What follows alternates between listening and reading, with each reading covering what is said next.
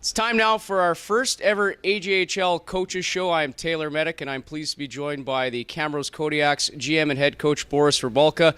And Boris, first off, thanks a lot for joining me here on the first episode of this endeavor. I guess we can call it that. But we'll lead things off with the start of the year for you guys. You're 1-0-1 in Camrose. Just touch on the early start to 2017-18 for you guys. Well, thank you. First of all, pleasure to be here. First one. We'll see how things go, but we're just talking a little bit before of all the great things you do. It's nice to see things like this happening where people are out there, but keep up the great work. And with us on the Kodiak standpoint, like you mentioned, we're off to a 1-0-1 start. Obviously, like any other team, it's early. There's a lot of things to still look at. There's still moves to be made, get down in numbers, but overall we're pleased where we're at with just 2 games into the year. Well, and you mentioned roster moves and such. You come in starting with 3 goaltenders. Not many teams do that, or teams that do that. People say it might be kind of the 3-headed monster, 3 goalies. But how are you handling the situation now? You know what? Great question. And we knew going in, we were happy with our forwards, defense. We knew we lost some defense to scholarships. And the goaltending one, it's obviously always the biggest position in the game. And we wanted to make sure we're up front with all our goaltenders, so they've known coming in that, hey, we'll probably be at 3 until we make that right decision. And they're all doing well, and it's making it difficult for the staff.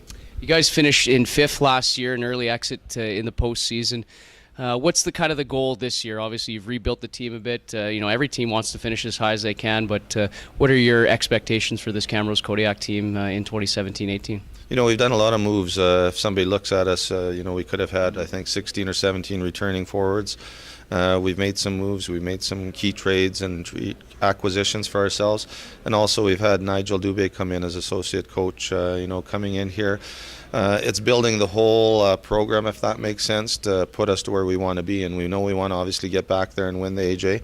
And you start putting those pieces of the puzzle together. And we like what we're doing right now. And like I said, right from the coaching staff of bringing in Nigel to the acquisitions of the Welkies to Matt Dykstra, who played here, and doing those little acquisitions makes a big thing. Well, I'll ask you about Matt Dykstra. 52 points last year here with the Sherwood Park Crusaders. Brings a lot of dynamic to your forward group. He's a big body, can drive the net really well. What's your assessment of Matt Dykstra's game? You know what, first of all, a great young man. We knew what he could do on the ice, but when you get to meet him in person, see what he's all about in the community. But again, big, strong, power forward. He can put up the numbers, as you said. We're really happy with where he's at. He'll be playing today, and we're excited for him and excited for his future. And, I also forgot to mention a guy like Cale Wilson, another guy we brought in a trade.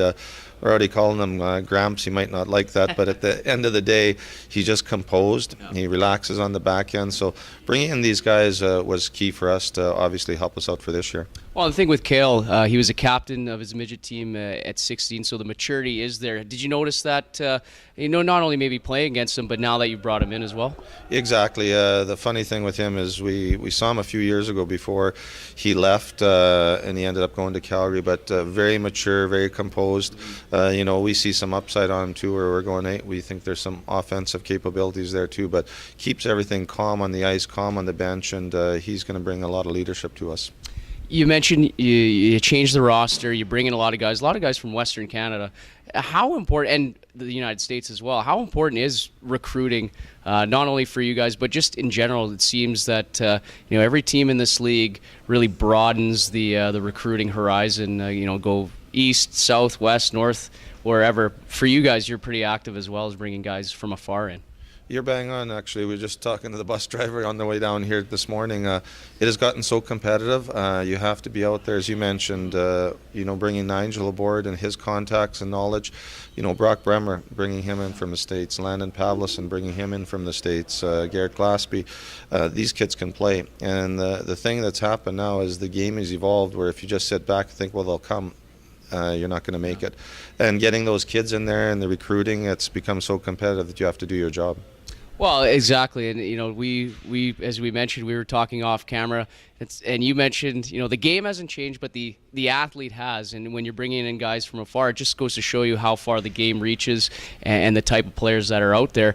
Just touch on what you're telling me about. The game really hasn't changed over the years that you've been involved. 21 years with the Camrose Kodiaks, but the player has really evolved. What specifically, have you seen how the player has evolved over your time with the Kodiaks? It's funny, we talked about that, and I was talking to some officials about 2 weeks ago, coaches in the summer, and not that I was trying to set them up. I said, the game's changed, and I think almost every hand went up. And to me personally, it hasn't changed. You watch NHL, same systems, the neutral zone the same. You can go from umbrella to 1-3-1 to an overload. You can go through all of that.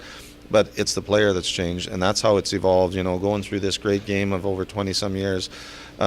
When you look at it, the nutrition, the weightlifting, the personal trainers, the knowledge, the computer programming, how the players now can sit at home on their iPad and break down their games. It's the athletes that's changed. They become so good so fast, and we as coaches now have to keep up with that. And that's the big one I've seen is we have to do our jobs for knowledge to keep up with the athlete, because the athlete has become so good, so strong, so quick. That to me is what's changed. The game is there. You look down this rink, it's 200 feet. The 5-on-4s, 5-on-3s. It's not that there's going to be a new system or forecheck, but it's the athlete. Speaking of athletes, you guys have developed many players to the next level, sent many guys to the NCAA. Recent commit for you guys, Kyler Coop, Alaska Fairbanks. Last year, not a full season under his belt, but such a good enough season, he was nominated for Rookie of the Year. With a full season for Kyler, what's he capable of before he heads off to Alaska Fairbanks? We're excited for the young man, first of all. He deserves what he gets. As you mentioned, last year, 30 points in roughly 30 games before the injury. I think he's got nothing but stars in front of him. And I did in a press release talk about Periaco, who went up to Alaska Fairbanks. I believe, and we believe as an organization staff, that Kyler's got that possibility. He's grown about 2 inches from last year, put on 15 pounds. We're just excited for him, not only him, but his family also, that I believe one day he could be in that pro uniform somewhere because of his capabilities. All right, well, let's look ahead to kind of the going forward the rest of the year.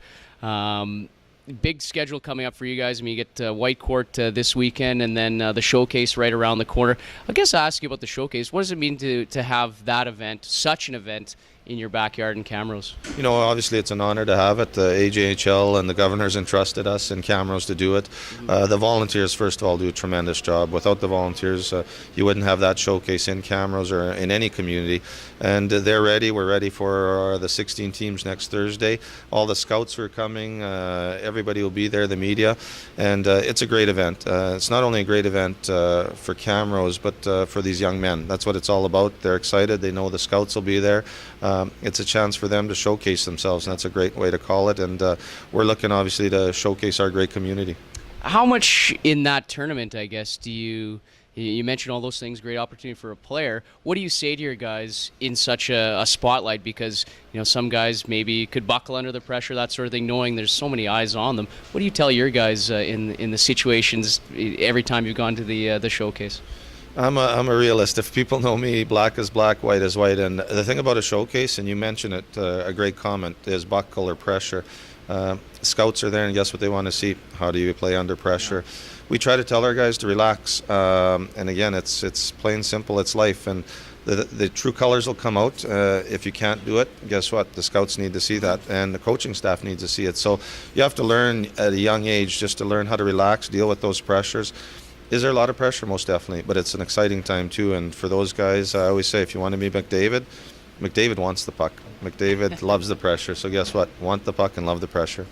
Well, there's going to be a lot of pressure, too, on teams this year to see if they can try and dethrone the Brooks Bandits, who have been at the top of the division for many years.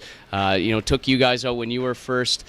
How do you get back to first place and the top of the South Division and beyond, and get to kind of the glory days you had in the mid-2000s? Obviously, that road goes through Brooks right now. You know what? Great question to bring up, and we've talked about it.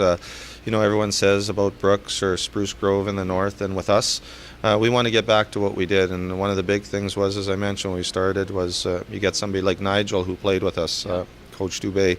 he played with us, has been down in the States, so we get him back knowing the history, the passion, how you're supposed to play the game. And what I mean by that is, your left and right arm, we want the players to understand they have to play that way both on and off the ice. We know that hard work is what's going to take. The recruiting, we've been doing our jobs there, and making the right acquisitions. And at the end of the day, plain and simple, you do need some luck. You need the health, and you need the right bounces. But I know that there's probably 15 other teams besides us that is saying they're on the same path, and with us, we believe we are. All right, well, let's leave you here with this. Every team, it seems, has an opponent that where they have games where they kind of go awry or have some weird incidents, I guess. Case in point, you guys with Sherwood Park last couple of years. Last year the own goal, the 9-7 game, and then even the year before, you guys down 4-1 at home at one point, coming back. Tim Ellis, your broadcaster, always seems to say anything between Camrose and Sherwood Park, there's always used to be something funny happening.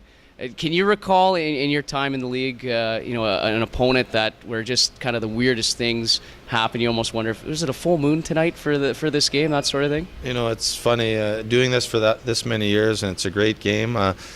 Somebody always says you should write a book probably of what you've seen or what you've done, and we could probably spend a whole evening sitting down and go over things. But you're right.